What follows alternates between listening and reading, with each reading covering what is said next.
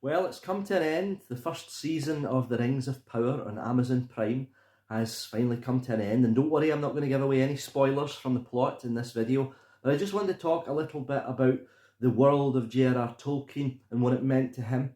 Now, I know that there has been some controversy over whether or not the Lord of the Rings, Rings of Power series is in fact part of the canon of J.R.R. Tolkien's imagination, but it still comes from that world that's inspired by the writing of J.R.R. Tolkien.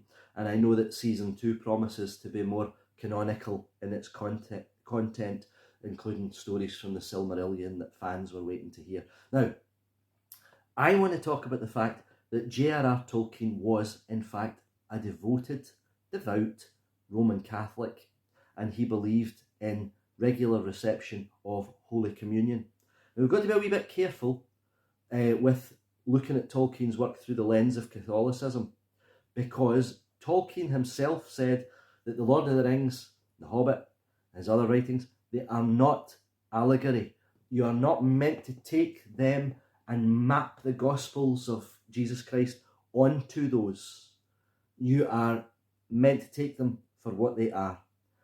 But nevertheless, he wouldn't deny, I'm sure, that the work is imbued with a spirit of Catholicism, because it's there throughout, it's very obvious.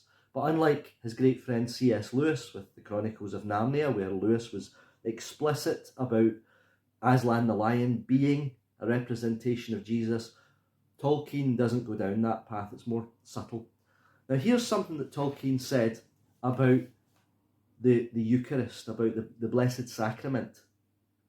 The only cure for sagging or fainting faith is communion.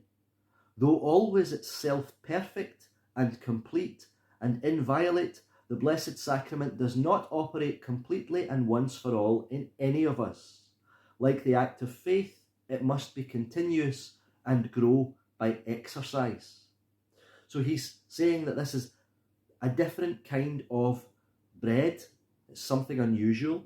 It's something that is perfect, complete, and inviolate, and it is worthy of our love and worthy of our faith, and it's something that we should come back to regularly if we want to benefit from it. Here's what he says in the Two Towers about the Lembus Bread that's given to the hobbits and the others as they travel. Now, we know that in the Christian sense, Holy Communion is viaticum. It's food for the journey. It's got a parallel with some Old Testament stories as well.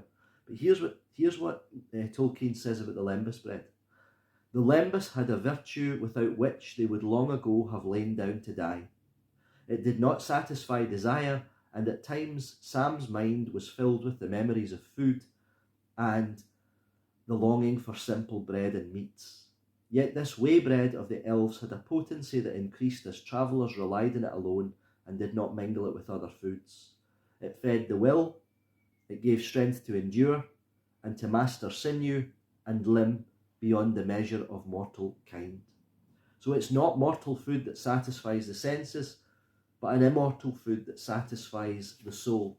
And that's very similar to our Catholic understanding of Holy Communion.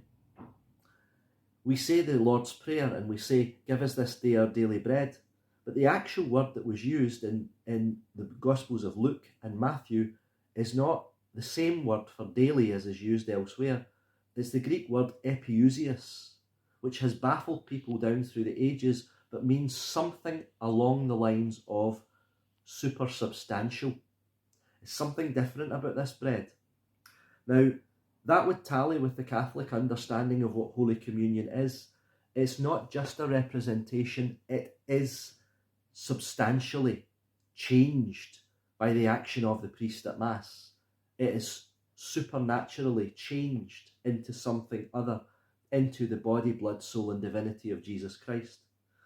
Now, a recent poll conducted said that only 31% of Catholics believe in the true presence of Jesus in the host, the sacred host at Mass. That's staggering and quite disappointing, really. And I'm sure it doesn't reflect the faith of practicing Catholics who receive on a regular basis. But how can it be otherwise? Because if you look at John chapter 6, Jesus says, I am the living bread that is come down from heaven.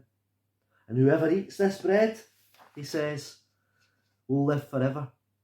This bread is my flesh, which I will give for the life of the world. Now that was an abomination to the ears of the people of his time, because Deuteronomy had told his own people, the Jews, remember Jesus was a Jew, the Mosaic law said, but be sure you do not eat the blood, because the blood is the life, and you must not eat the life with the meat. Now that's, the Jews are told not to consume blood, but here's Jesus saying, my flesh is real food and my blood is real drink. And what does it do? It causes a large number of his followers to walk away. Because Jesus turns around to the 12 and he says, and what about you? Do you want to leave me too? And Peter says, who else would we go to? You have the message of eternal life. So all I can say is that it's clear from what Tolkien said in his writings about the Blessed Sacrament that he believed that it was the true presence of Jesus. I do too, and I'll tell you something, I wouldn't be turning up at Mass on a regular basis for a bit of wafer that's symbolic in some way of Jesus' sacrifice. Neither would Tolkien. Would you?